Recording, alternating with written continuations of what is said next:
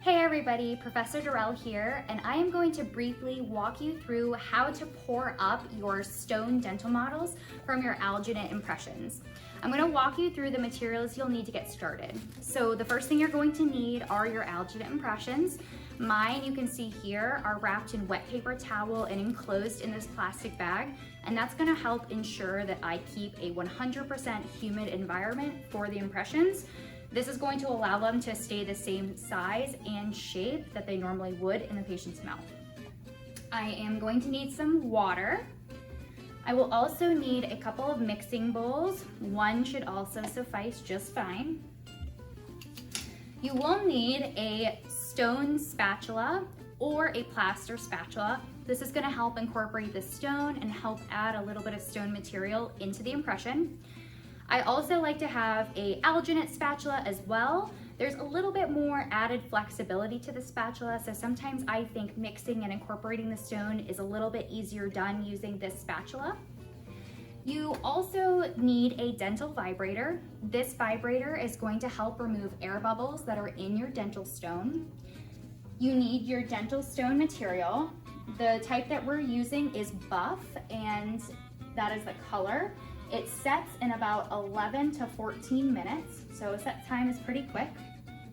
The last thing that you'll need to take your impressions is a piece of non-stick material. So for us, we're gonna be using these porcelain tiles.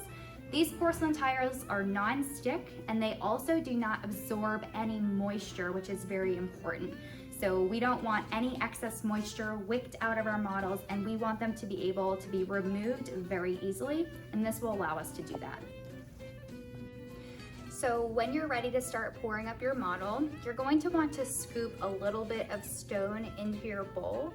So this will be the opposite for alginate. For alginate, we pour the water first and then the alginate and combine them. For stone, you pour the stone first and then the water and combine them. So I, like most clinicians, will eyeball this mixture. So what I'm going to do is add some stone to my bowl, and I'm gonna start to add some water to start incorporate this stone together. And so you'll see that it starts to get really thick really fast, and a little bit of water goes a long way.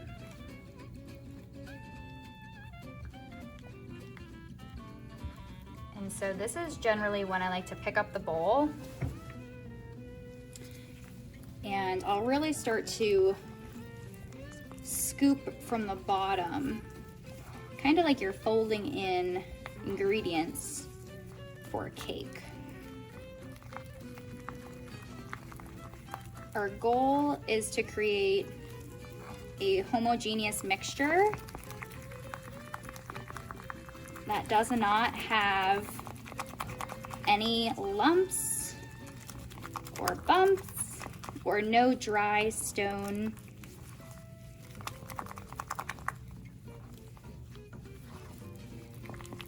So something like that looks really good. So that's what you're looking for. It's gonna be thick. It's gonna just kind of fall right off your spatula. There's a little bit of glossiness if you look. And so what we're gonna do is we're gonna place our bowl onto the vibrator, and we're gonna vibrate this mixture, and we're gonna press the sides of the bowl down and in. And this is going to help get rid of any air bubbles that might be in your mixture.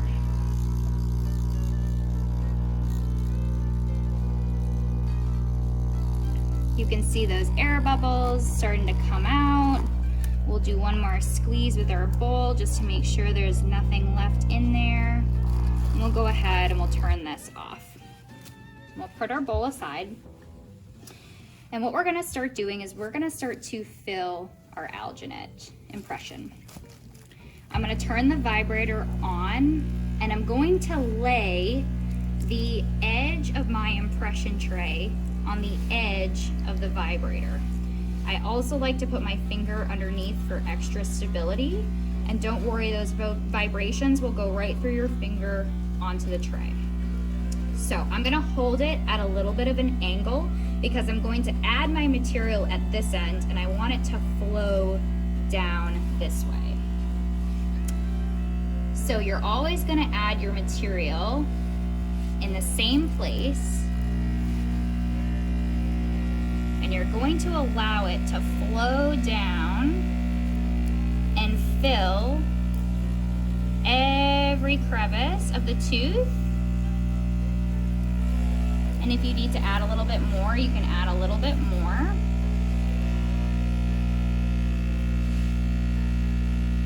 And you're going to want to keep adding stone material until it reaches all the way around the other side of the tray.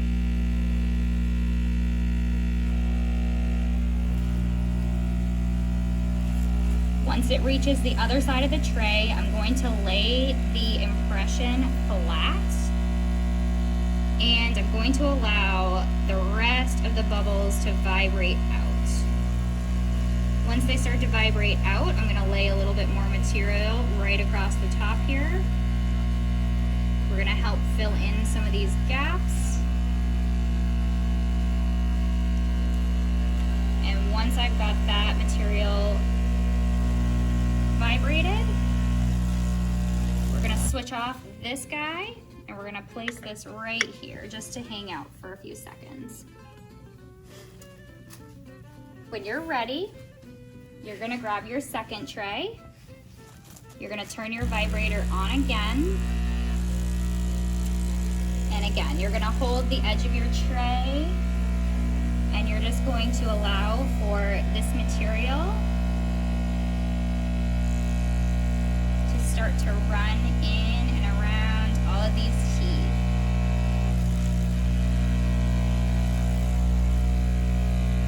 Adding a little bit more material where we need to, just to make sure we're covering all of those teeth.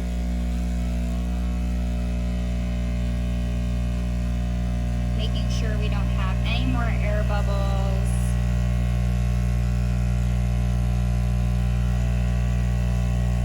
We're going to add a little bit more material here.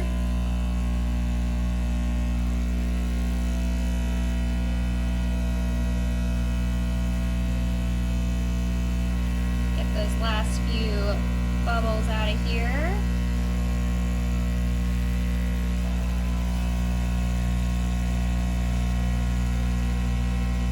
Good. And we're going to go ahead and switch our vibrator off. So now at this point, you're all done with your vibrator. The only thing you need are your tiles and your impressions. And so I'm going to place my impressions off to the side here. And we are going to work on making a base for our models. Because we're making study models, we do want our base to be really nice and thick.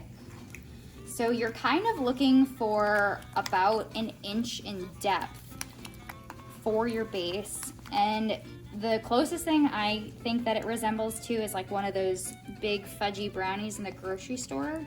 So you're really gonna want to make that kind of size and shape. And so we're just looking for the right consistency of stone to water here, because if it's too soupy, it's not going to hold that big thick brownie shape that we really, really want to see. So when your stone starts to get nice and thick and you kind of have that like loss of gloss in there, you're probably ready to start assembling your base. And so we're gonna try to keep this as square or as accurate to the shape of the impression as possible.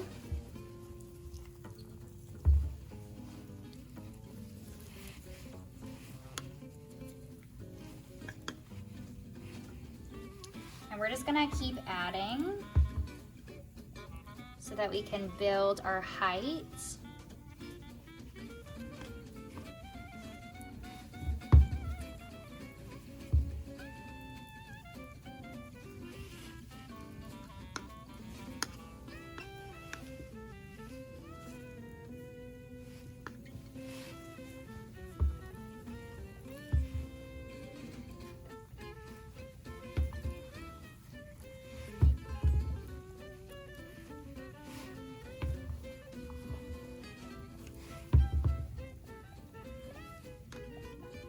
So again, just taking the sides and bringing them up, taking the sides and bringing them up, taking the sides and bringing them up, smoothing out the middle.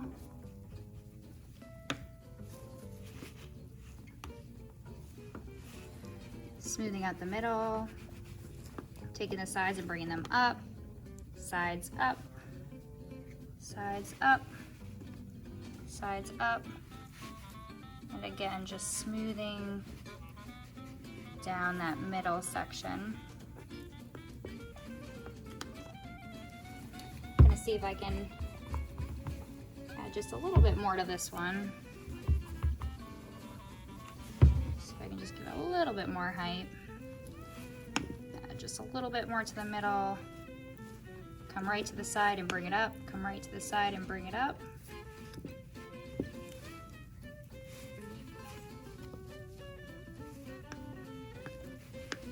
All right. So here we've got our two bases.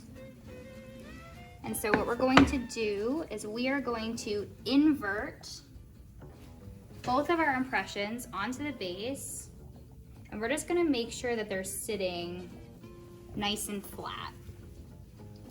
And again, we're gonna invert right onto the base. We're gonna make sure that it's sitting flat. The last thing you wanna do is you wanna go around and you just want the stone to meet the material. And the only thing you want to be very cautious of is getting stone around the tray. That'll produce something called tray lock. And it's a little bit more complicated to remove after the fact.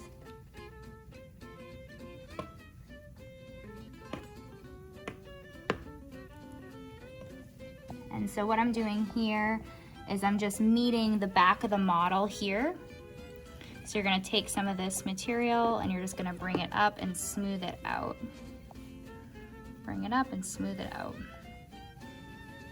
And this process doesn't have to be perfect. We're gonna be grinding these models anyway. So it should sit nice and flat.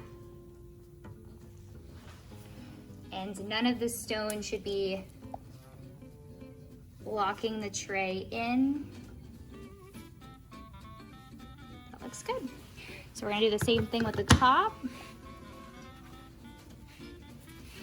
We're just gonna make sure that our stone meets.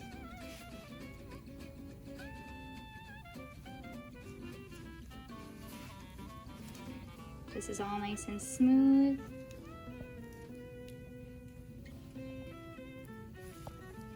Using your finger if you need to smooth it down. Making sure the back of the tray is combined.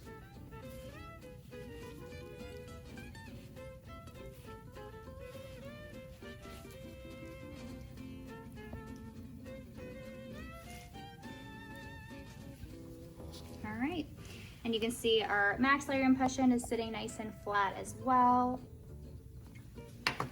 And these are gonna be your two final results. So we're gonna wait 11 to 14 minutes for these to both set up. Once these are set up, we'll crack them open and we'll start grinding our models.